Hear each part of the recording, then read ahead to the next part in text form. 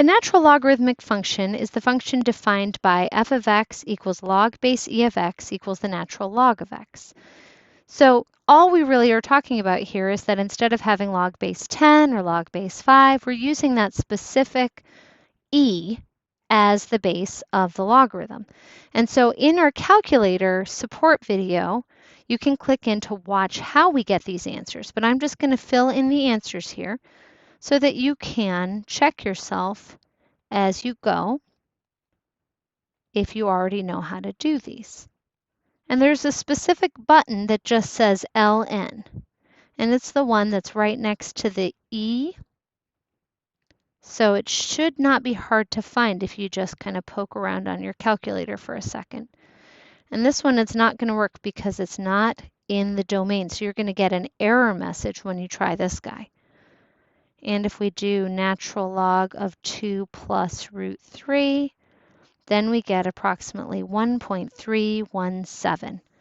And now we're just going to adapt the properties of logarithms to the properties of natural logarithms, and you'll see that they all still apply.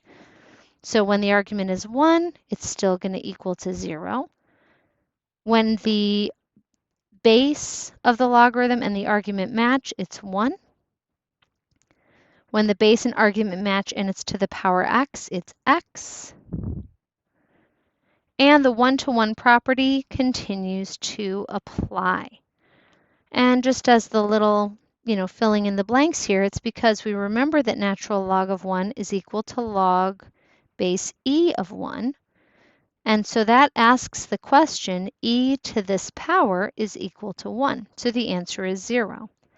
And for the next one, natural log of e is equal to log base e of e. So the power you have to raise e to in order to get e back is 1. And finally, we want to be able to talk about the domains of logarithms. So the domain of a logarithm has to do with how we picture shifting the function. So for this first one, I picture this as my natural log, which is shifted left 5. So that's going to change from having x greater than 0 to x plus 5 has to be greater than 0. In other words, x has to be greater than negative 5. And for this next one, the entire argument still has to be greater than 0 because the domain of the log function is that your argument has to be greater than 0.